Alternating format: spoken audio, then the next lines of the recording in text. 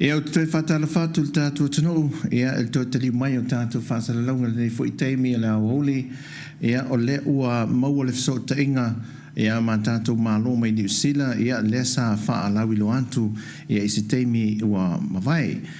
O te fia e whaatala whātu ia Sabrina Sua, le ua mafta mai le nei au holi whaatala whātu Sabrina. Ai o tele I pa ia le pa nai fualanga ma o la sia le pualoto sawali e pei o le mawainga nai pulotu e mua na tutoa le niu nai li tua oi awa le pa ia ta ma o le langi fatalo fatu le pa ia o le au whainga wenga a fionga pa tele fa pesa mua o poto poto I ona tūlanga fa lupe talo fa lava o te manatu foi e au ina ua motu le pa o silafia o lo ingoa o Sabrina Kalameli sua mai le ala lefanga o salavalo ma fa alpalauli savai. Greetings to you all in the name of Jesus Christ, our Lord and Savior. My name is Sabrina Kalameli sua, born and raised in Onehunga, Auckland, New Zealand. I come and I hail from the villages of Salavalo, Pasalianga, and Fa'alpalauli.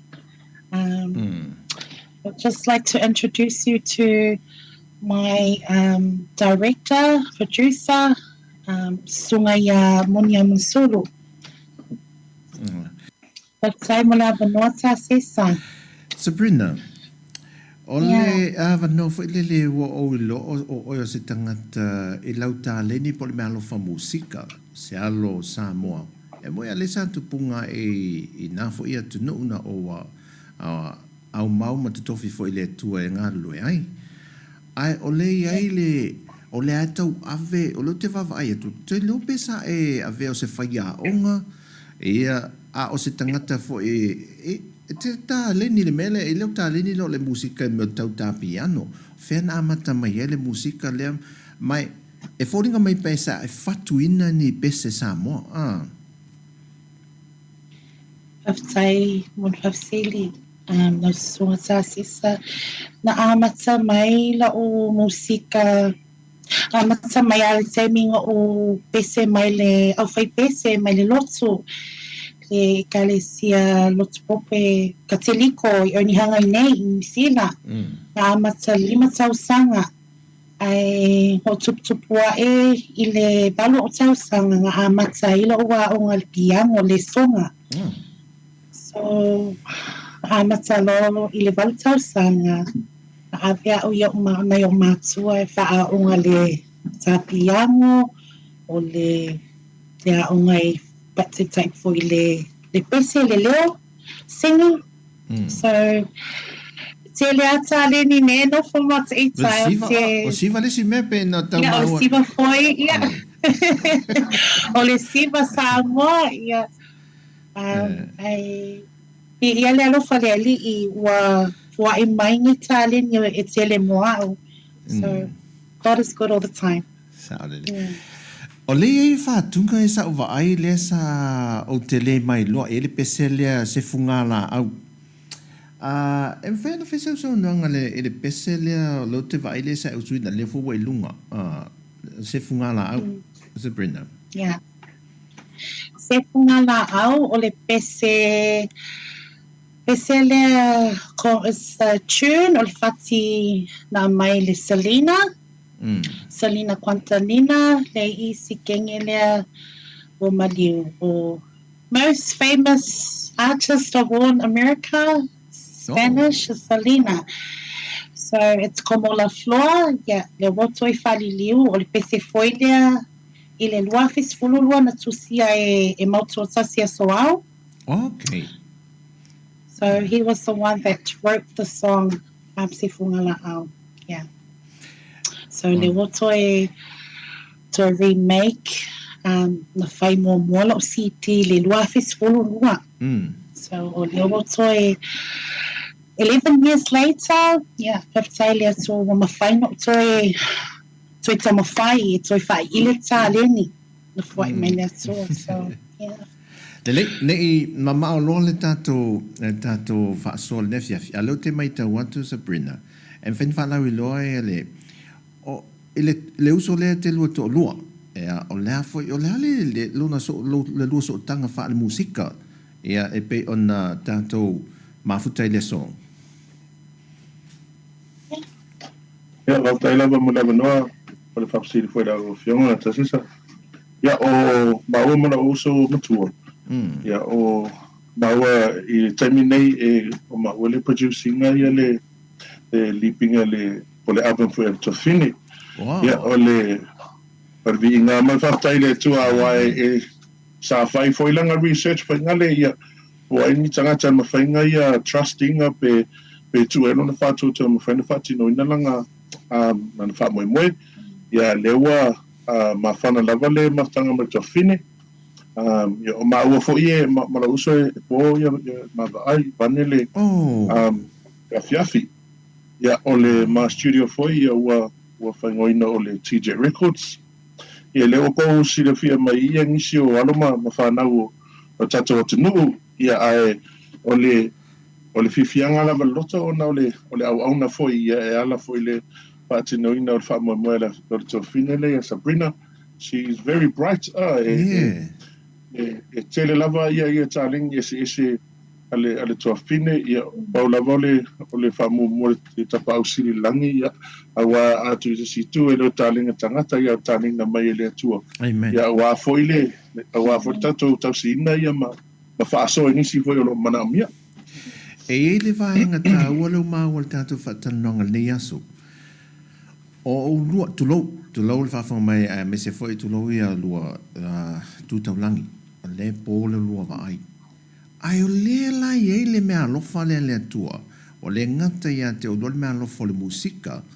A le ua mawhai no lo fesoa soani i alo matama whanau alo tātou lava atunu.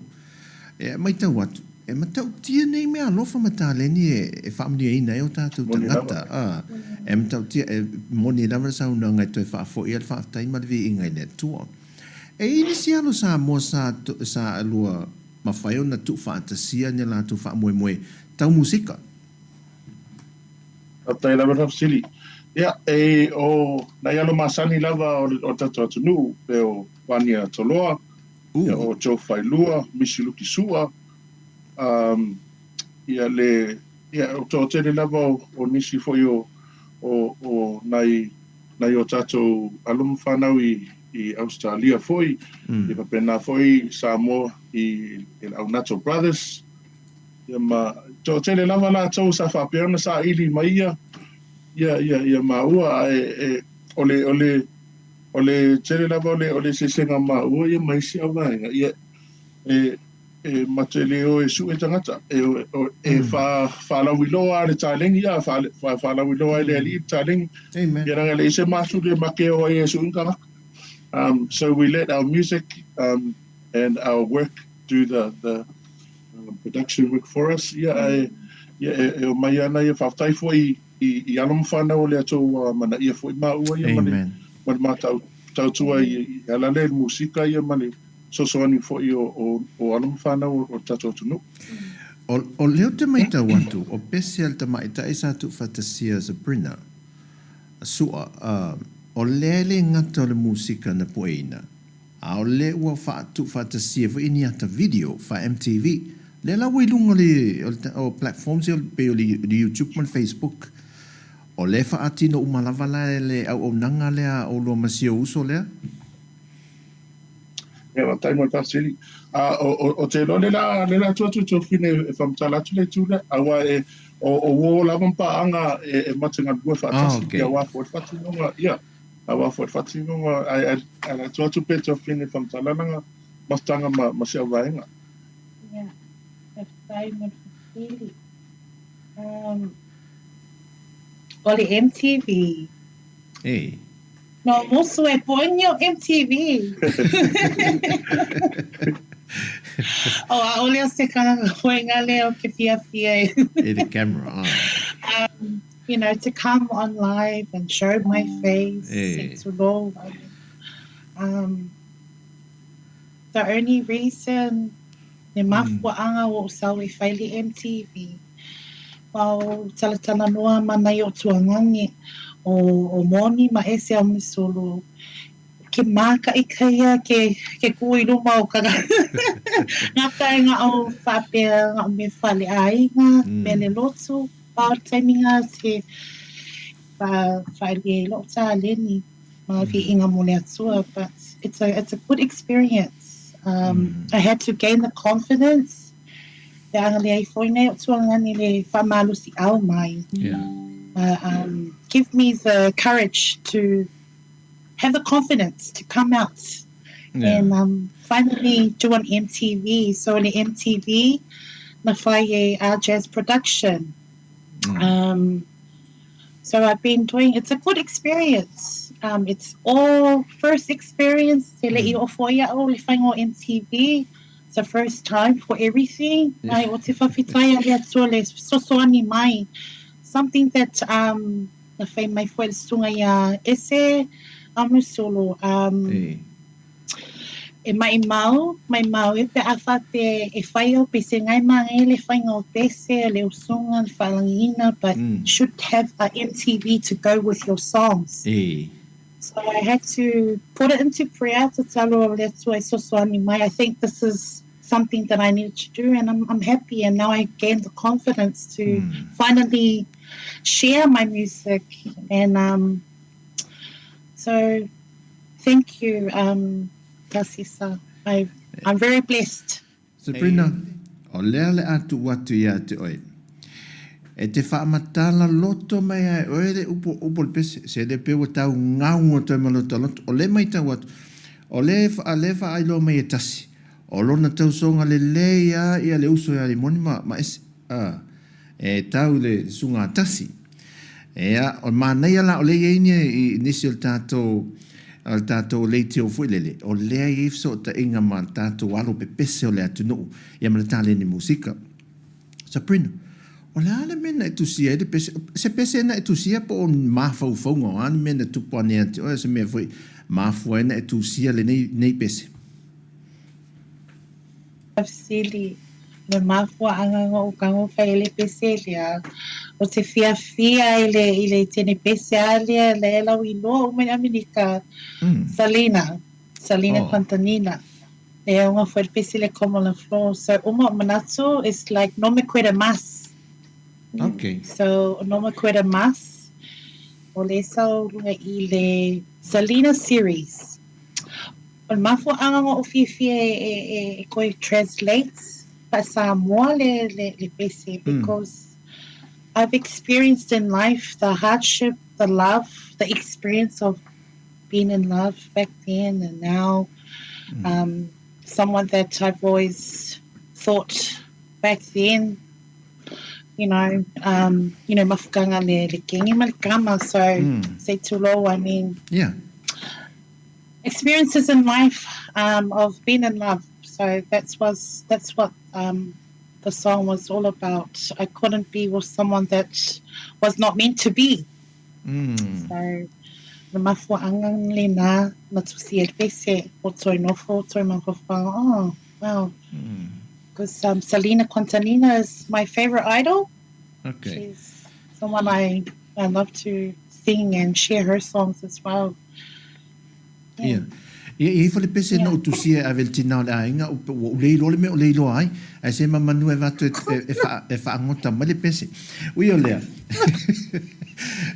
e le isi pese lea wa e te tau wa te leo tātou whātunga e ma se whātunga foi le wha Britania le pese le sa ai usuina o le I don't know why Moni se fai se tala anga o whena I o le fio anga I nei le tātou atunu o pele o Sāmoa ia o le leva la le umi sa whātou tai ai le Taleni Musika e matua maua ai te lele lua Taleni Moni whamuna Moni Taila o le iwa lima ngā a mai e le mātama ia mau e nei New Zealand ona a wā fo e tautonga ia o ma mata se tulo le whafonga. o le taimi ala na matou mai nei ia ma ke le koe fo ia ia vange a kaimi fa pengi wa o fa ia onga fo musika ia ke le o kaimi ke ru fa fo ma ke o fa fo o la ku pe a ia ia me se au I meio au loku ma pe penga ke ru o ia choirs po worship teams venga le au ia ole iwa di mga mai ho kusa pe ia o lima o kausanga ai fiku kausanga o le somakua. O lo u toina pole tama foi ia sau mai siutu sa lailua I savai. Ia o matotina sau mai falealili Sapoe salangi falealili. No malos. Oni si foi o kamanga. Yeah, I am saying that mo ia tau ia nu ia makua nge fuar ma fa po ia ko kele lava ngai ainga ia ma kanga ko ra ia iskeme mai fa halo mai ia makua nge fuar chano wole doa se longa introduce mer kanga ka dia wai ia fa mai doa ia pa o ka lenga ke do ka lenga no kuku mai le mua e mato ina ia maua. Ia whapena foi le tina o le ma tama ia e Taleni ia lawa lo makua meno le kulele ma le mai tita. Ia ngā maka mai aila ia ngā le ma o le puenga la le ma li pinge mua anga pue. Ia o mala New Zealand pa nei. Ia inei lawa. O le maripinge mo moranga po e whai asinga kangaka. Whai asinga iaso ala. Kusa koe ki kia kolu whawhe ka ole o siti ngare sulu ia pese. So, mai le kaimia ngā inga ua umare ma high school, inga ua makana ma high school mara uso. O le mātala ale le taime mate a matutu ai e mate whai se recording studio. E le ngaka e fia I tangata o tato atunu. A o se make fight fo ingale ia awa ia cost fo ingale ia alu lalo ma stay down nanga o kemi wa penge ia alu lungale le cost o mea uma penga fo le checks. Ia o koe ngā mea langa ma fight ai moro uso ia me se aleo so matua I me fa pene ia ma fight ia ma fai ona o mai nanga ia iska kai fio karengia mere kusinga pese faku pese por le pese foi ai le lava se lengi ia ole papole ma aim for inga in life for inga lenga tu anu mo le tu ia e mate fio sosoani mate le manao ia te reo tangata la tunu e go through le merne le nao ai ma ua but ia ole fifianga nga loto tami fa pene ia leua ma fai ona ma Wheloa I whātasi manisi o alum whanau sa whāpeona whārongolongo lunga le tio ia so ala ia loa maurawa noe matipu e ngai mai veva I manisi o tatou whanau. Oi. E whenea. O le taula le mai le teimi le unu laiti. E si mai se whateita inga o le taula wai e le teimi le nei e whailele te tae e mawhisosoani e whoi o wa. E te tauna si le fia e arum whanau le tātua tu nuku ele I o le mele na whausi o le lufi soasoani e whaamama a venga. E le taunga tātele o recording studios e te tono New Zealand, me sa tono New Zealand, o nei Sāmoa. Ne wale fo I e tātou recording studios I nei. Ia ele o ni mea fo I leo te lo mautu ina I nei. Ia alawum whaina whai fo leo ni tau whitutu nai. Ia se me se tau whaatei tai fo lele mai o tātou tangata lo soasoani ai e le lo whai au nanga. Atai, ia, o tera longa iasola sa iei mātou iasola, ia, sa mawanalo ale tax. Au le price o le pese tasi, on matua mawanunga nanga, on matama e whatu pese foi. So, o ko kera o le winganga konga ka e pese, onga o America o le original. Po le pese anga ngā whakwe e makama, ia, o le whaki foi nga ia on mea ngā wa I kusa o pese uma ma lipinge. E se furu ia pese e original uma. So, o original uma la ngā e a wherua se lau. ile pese pa kipi ese ile lo se la ole ma tule fa I la va ngale va ia ka waso ma tangata ia tangata ia mana onga fa pito o tai lava ole tulanga olo ia tami nei lua ia koinga e lua ia koinga whainga le whai ni ke ro fo ie e ngā fo ia I sio tatua tunu o Sāmoa ole e isi whalpo e pese pe a whai o ngai le skala nanga e tele fo ia o alam whanau e prefer to go under the radar but mo avainga ia le skala e mawhainga nga whai kula ko kongi whai kula ia so ole ala le umi le a whai nga puera pese ia maki e whaasau ia yulai ia ole whai karia ngar ka ngakara puera pese ia alae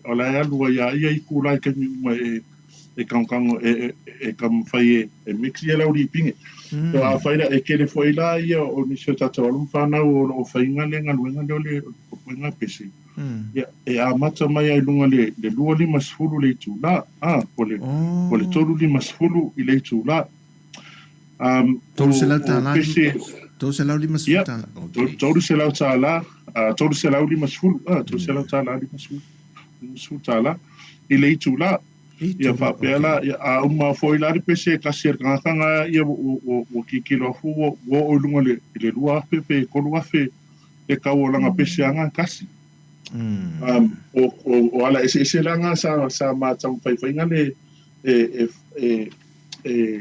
e kaukuku lalo ia onga a tu a jesi tu o tatou tangata Samoa I whapena foi o tatou ainga Pacific Islanders ia ele telefone mena ele tango tatou ole fa mo tatou o Yesu e fo I maile le fa mo yanga yo tatou lima ia wari tau singa tatou ainga ma ia e foi nisi recording studios alu sa o ile tau sa o New Zealand pe la ole tau ma wala lo te ma te mi nei mo le original ia e a feeling se lau mo le pese tas ma ia ka ko mo rafe mo le pese feeling se lau mo le pese tasi and that's the cheapest ole tau ma wala lo nga ma fainga it depends on I fainga la pese pe ke mga ola ko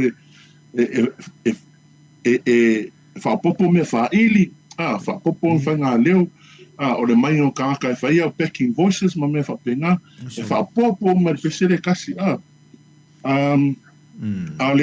ole tūranga la na sa fa peona ma ona tawai I le uso matua ia ma fai ona fai se awale ma fai ona ma puenga I tangata I le price e lalo atu le fase lau I nei New Zealand so the ialeli o le mea le mate tatonu ai a fa me tangata le ai a lo fai mai Yesu I oi amen le anga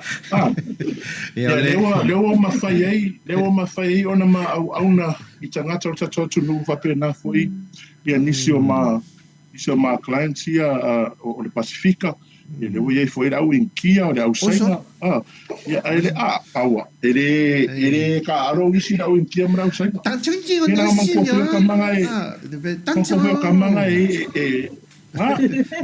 kamanga kere kupe e whalongo mai ole quality le laku arsika mai mea e koko ia o mea ngā ua o whafkai foi le tofine Sabrina ia lewa sau foi o ia lewa maua foi ngā ia whamanianga whapea e le o alu e songa ia pese mutalanga pupu nā lau sunga e ise Moni o te loa lewa na e whaia ia le ngā ruenga male o nanga le nei.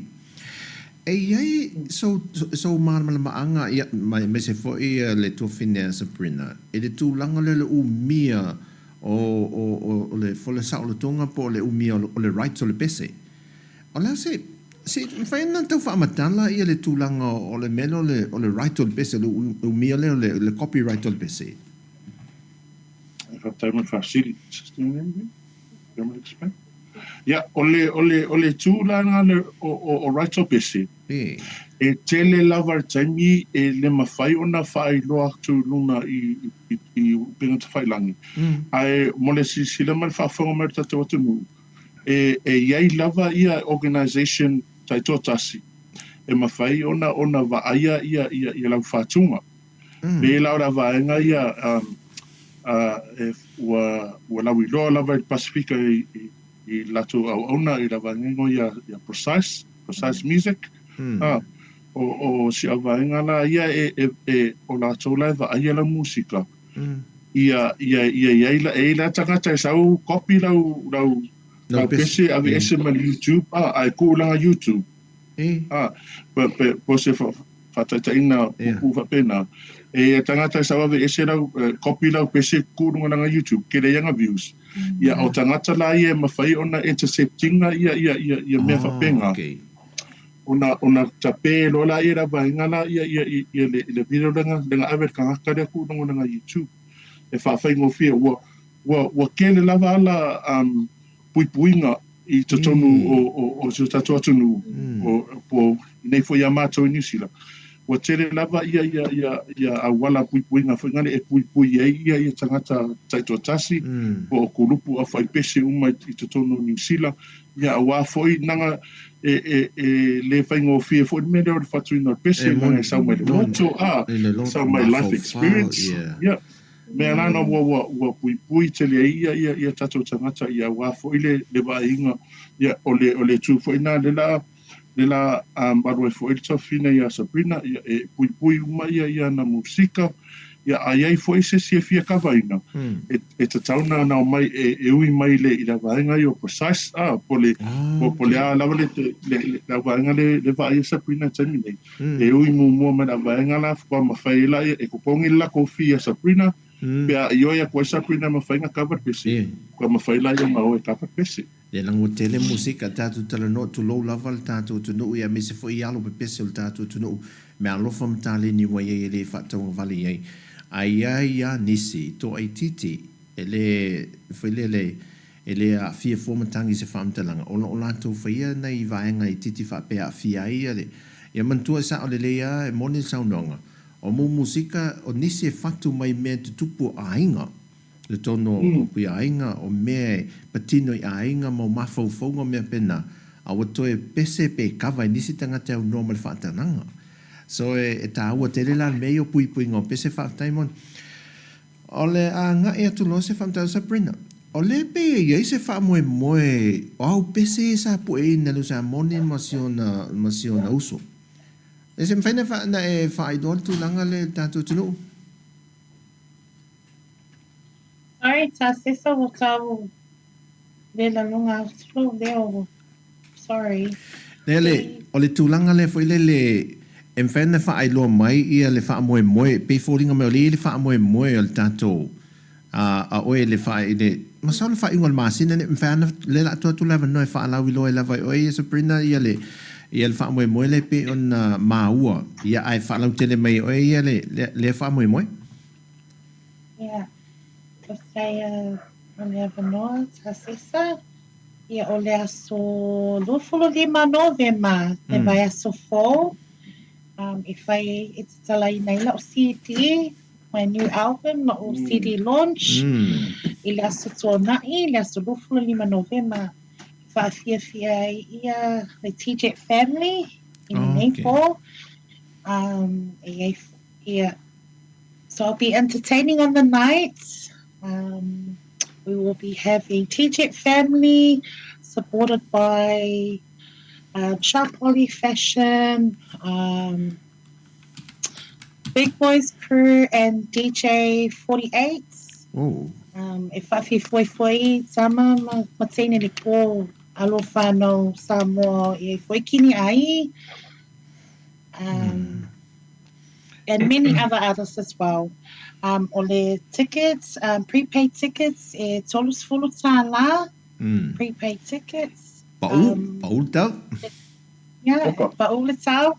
E foi le tour sales, pe a whaakia o uma tickets, so I'm selling about 500 tickets, so there I've already given out. So these are the tickets. If you can see, tickets prepaid tickets. So.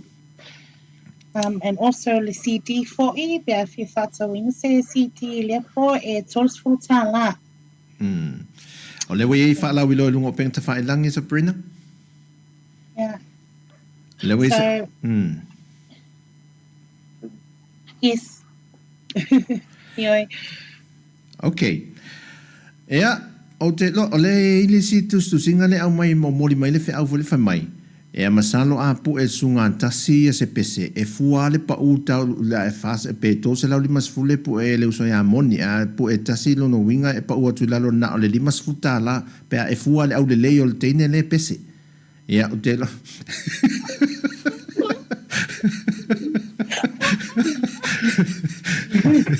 Ea. Ai le lei. Moni ma Sabrina. O ye ni si vai ngai le fai ultato ta fatal nonga le nei aso mo moli mai i ne lo faanga tato ainga i ai o se fa malosi fo i le au musika Sāmoa fatu tato lova pese te lo le si mele fai tato fatunga fo ile o le ye le nga va amata le ni ma malo fai tato alum fanau le ya moni masio noso ia pu e pese ia mai tato lova fatunga ia se mai se fa malo se au mai ate o lo mani se vai nga fa mai eta tu fa tal nonga le so ya pa taila bara fionga Tasesa ya o tela longa ile nei fo I vai taimi fa pene ya o le musika e va venga le kaka pe va ve fo inga le anga kaka ya tu langa ia a fa ia nai fa do to lua se tu lo ya e ta taua ona fausia le lela mastanga ma but it's not inga porta maura inga yeah before you decide to pursue music ole melon musika ele faingo fie pe fo linga mai e ko kele alum fanau o tato tunu e pese mai lunga o tu penga fai lang but ele o loto fo e tato le tele fo your drama lai mala to so a faia nai te loa po watu po e la ngonga se winga fo ngana wo ku ko le ko ka nge ke we ka moi ma kwa ka moi take it with both hands and run and take it with you anangor ka lingi nga fo ya ko de ko mo oe la ai au fo ki ai u la ka ling ai fo se nga mga mi so soangi alo so soangi nga ka ia kasi umaka ko lalo langi ka ke ya mesha ka ko Sāmoa nange e kelea se tu lo lau sunga Tasesa e faleanga le si Sāmoa I musika le si Sāmoa malela pa ia le manatu fatau va ele ne fiafi tatonga lu e fatasi a wa se aso fo a wa se amatanga fo mo Samoan music for Samoan music ia matato umala volo ye ton pisinisi alu tamoe tamoe puna wai foi awole fi foi ngale tau oi na lua oi lau pace na lua oi lau time te ia va ia tu ia ko ole ko manga mi ole le pe paloto foi ngale roa sa wa fa mo nga mala sa moni na sa noanga moni ali tu ia le tu fina Sabrina o tele foi drama mo nei me ia wa le fato a lua pese mai si di pa ka ki ka ringi nga wa ia ko vala il fa nga ka ia Sabrina mai ia se vai nga fai ul ta fa taimon Tasesa, Tasesa, yeah, okay.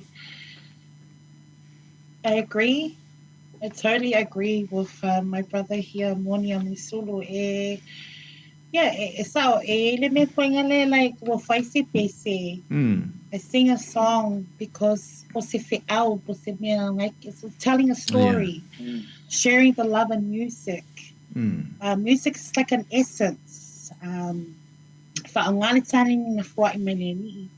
it depends ko ye tangata wa mele mu e ye taleni ai tanofi to tamu taleni they bury the talent. Some people who are maitalengi ko whaunga, so use it wisely. Because ele au maua e tō teletanga sa Sāmoa. But sa maiti la iti, wala ma whanau Sāmoa, la e whia mamna o e mauna ni tāleni. Ele au maua, it's very hard. Yeah. It's a blessed gift from their tua, from above. So a very taimi for all the listeners, for all the young generations, I tell you, if you have a talent, give it your all. Te talo le atua whae pia le mālosi ati oe. Don't give up. Aole whati whae. Keep on going. Give it your all. Give it your 100%.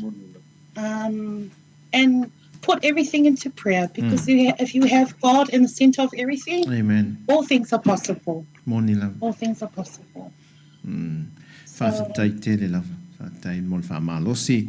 E alo mtupulanga le tātua tunu ule Taleni Musika. Ea, e sao ele tala, ia e ese mai fo ele whamalosi e leisi lo matua lana whanau. Momoli mai ele nu uvo ele whamai. Wale longa se whale.